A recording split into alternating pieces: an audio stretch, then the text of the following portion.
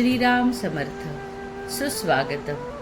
हिंदू जागृती न्यास आणि श्री घंटाळी देवी संस्थांच्या प्रभाते मनी या कार्यक्रमात डॉक्टर अश्विनी बापटचा सस्नेह नमस्कार. श्री ब्रह्मचैतन्य महाराज गोंदवलेकर प्रवचने. 3 जुलै. सद्गुरूची कामगिरी. सद्गुरूची कामगिरी कोणती? आरशावर धूळ पडलेली असते ती बाजूला सारायला सद्गुरू सांगतात.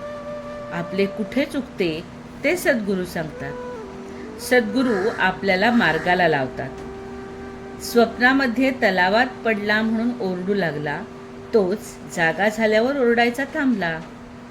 सद्गुरू जागे करण्याचे काम करतात. मला करायचे काही उरले नाही असे त्यांना म्हटले, त्याने सद्गुरू खरोखर केला असे म्हणावे.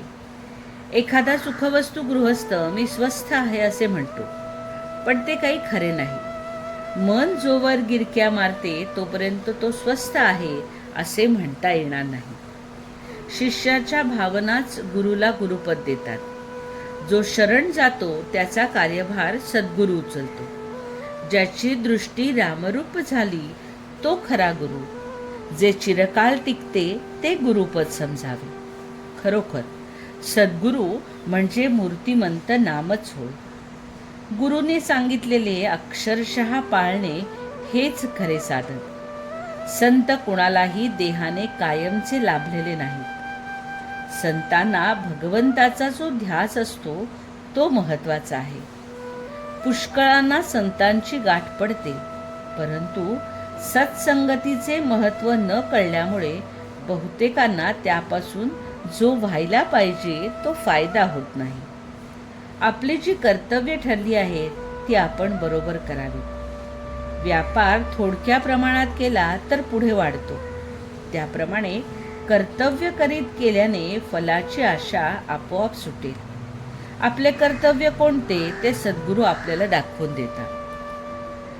रथ आहे खरा, पण जर त्याला सारथी म्हणजे चालवणारा नसेल तर रथ कुठेतरीच जाईल. केवळ गाडी माझी आहे म्हणून ती मालकाला चालवता येणार नाही. साधी बैलगाडी सुद्धा चालवता येणार नाही. आपला देह मनुष्य आपल्या मनाने चालवतो आणि खड्ड्यामध्ये पडतो.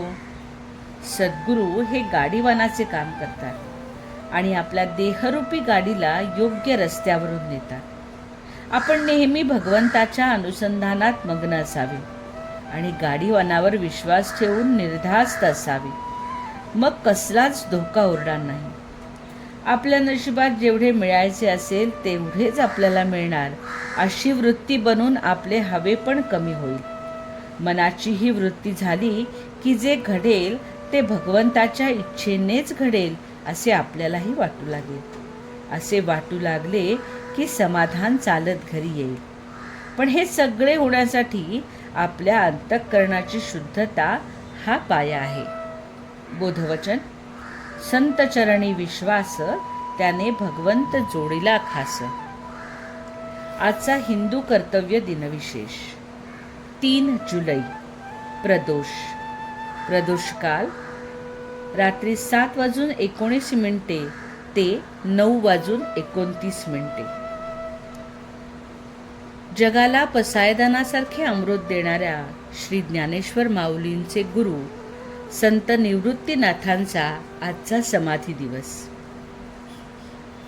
चांद्रमासातील शुद्ध आणि वद्य त्रयोदशीला प्रदोष म्हणतात. चंद्रबळ कमी असल्याने मानसिक अस्वास्थता असलेल्यांनी हे व्रत जरूर करावे. प्रातःकाली शिवपूजन, नामस्मरण व उपवास करून सायंकाळी प्रदोष काळात स्नान व शिवपूजन करून उपवास सोडावा. प्रदोष व्रत हे शिवशंकरांना समर्पित आहे. या दिवशी समुद्र मंथनातून बाहेर आलेले विष महादेवाने प्राशन केले अशी कथा आहे. वारानुसार येणाऱ्या प्रदोषाला सोमप्रदोष, भौमप्रदोष, बुधप्रदोष, गुरुप्रदोष, शुक्रप्रदोष, शनिप्रदोष व रविप्रदोष अशी नावे आहेत. यातील भौम व शनिप्रदोष विशेष महत्त्वाचे आहेत. घंटाळी मंदिरामध्ये दर प्रदोषवारी होणाऱ्या सामूहिक शिवमहिम्न व रुद्रपाठामध्ये आपण सहभागी व्हावे. वेळ सायंकाळी 5 ते 6.